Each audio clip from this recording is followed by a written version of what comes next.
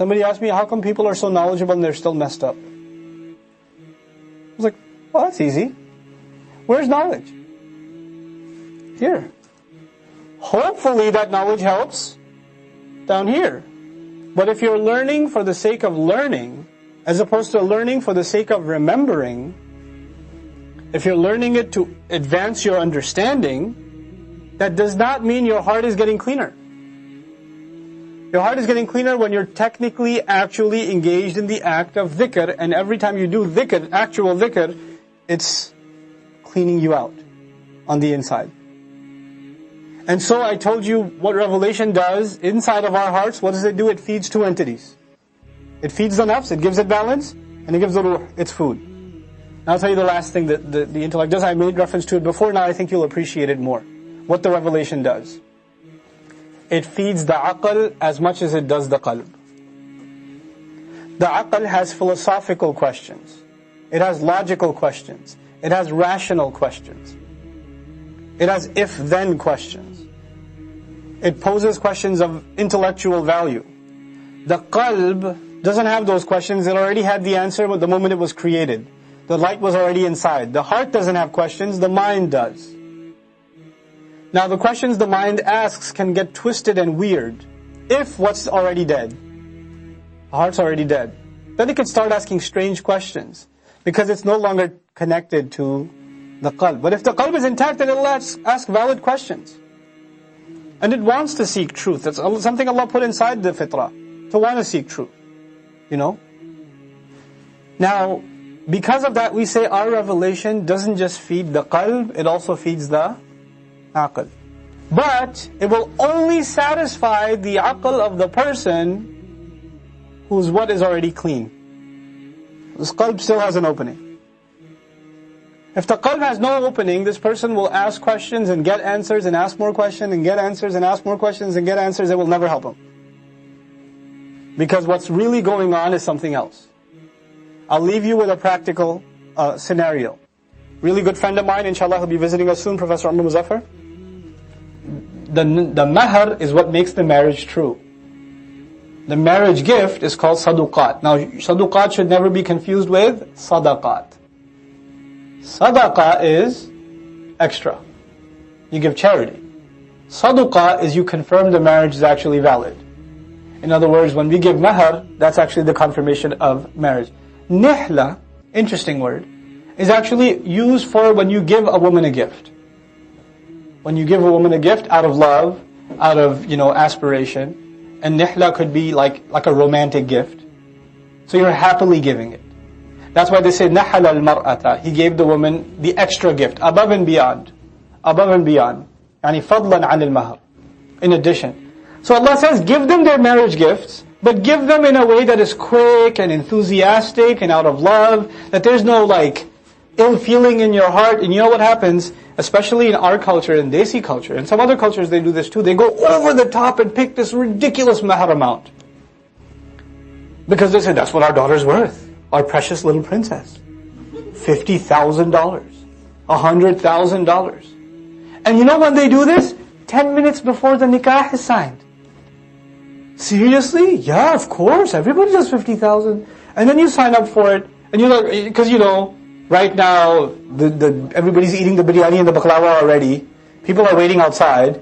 Pressure situation. So what do? All right, 50,000. And in the mind of the husband, he's like, yeah, it's a big number. It's not like I'm going to pay it. That's what's going on in his head. It's not like I'm going to pay it. Ajil or ajil? No, ajil. Make it late. Deferred payment. The imam is asked, when are you going to pay it? Oh, ajil. We'll pay it later. Later, yani abadan. I ain't paying nothing. And every time the husband goes out with the wife, hey, want to get some ice cream? Yeah, it counts towards your mahar though. I'm counting. It's like, there's 25 ice creams already. It's 49,500. It'll sour the marriage. And then she's afraid to ask. Because if she asks, he's like, what, do you not love me? Is it all about the money for you? Is that all you care about? It creates a really ugly situation inside the marriage.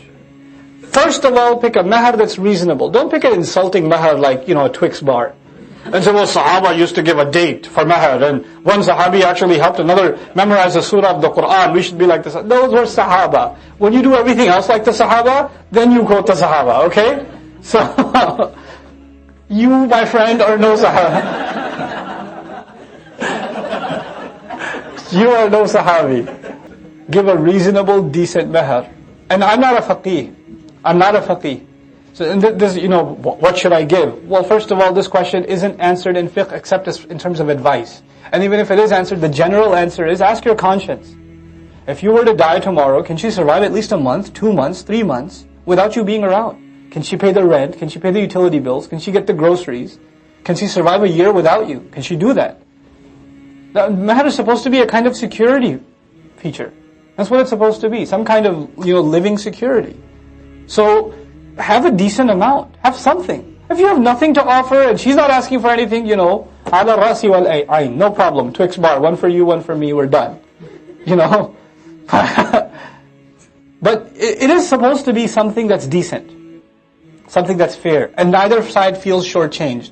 And girls also, they should be smart about this. They shouldn't be like, I love you so much, I don't want anything. No. That's going to change in about 2 years. Should have asked for more. I knew it. So, don't put yourself in that position.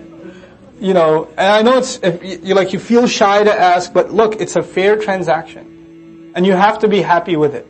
Don't let your parents dictate it either, $80,000 and, we want a yacht or... Actually, it was the best. There was this one family, they didn't even know how to pronounce it, but they were like, we want a yachet for our children. I was like, you're gonna get it. Get your yachet. But anyhow, but when you give women their dowry, give them happily. Give them happily. And don't try to, فَإِن طِبْنَ لَكُمْ, and don't just say, hey woman, I know I said 10,000, but can you do with 5? I'm going through a hard time right now and everything. You know what I do? Do I not do enough for you? And you're trying to emotionally manipulate her into saying, okay, fine, 5. Okay, less. Okay, give me later. You can't do that stuff. نِحْلَةً, you have to give it. فَإِن طِبْنَ لَكُمْ, and if out of their own goodwill they give to you. طِبْنَ لَكُمْ عَنْ نَفْسٍ. And طِبْنَ by itself is عَنْ نَفْس. But Allah added عَنْ نَفْس. So the impulse to give you a refund, you gave her the mahar ice cream, she says, okay, then you can have a lick. Okay, here. You don't even look at it. You don't say, oh, I'm so hungry right now. You don't do that. You don't even give the impression. And she, out of her own goodwill, with no impression from you, no influence from you, hands you something, then don't make it a matter of your manhood. No, woman, I ain't touching your money. Don't do that. Because Allah says, فَكُلُوهُ, then you can eat it. And how should you eat it? هَنِيئًا. Hani'a or hani'an, ha, nun, hamza, that's the masdar, han'un. Okay? It's something that comes your way without effort. Then it's a gift. And hani'a ta'am means food that goes down easy, and you know how in English you say, man, that hit the spot. That's hani'a. In other words, eat it and be like, thanks. That feels kind of good. So you give her a monthly, let's say you set up a monthly thing, you give her 1,000 a month for X number of years or X number of months or whatever it is. And you give her 1,000 and she says, here's $5 back. Go get yourself some chocolate. Go. You say, thank you, ma'am. You don't look at the rest of the bills. You just be happy about it. And then mari'a. Mari'a comes from mari'. Mari' is literally the canal that goes from your mouth or your throat to your stomach. That's mari'. Mara'at ta'am actually means the food went down easy.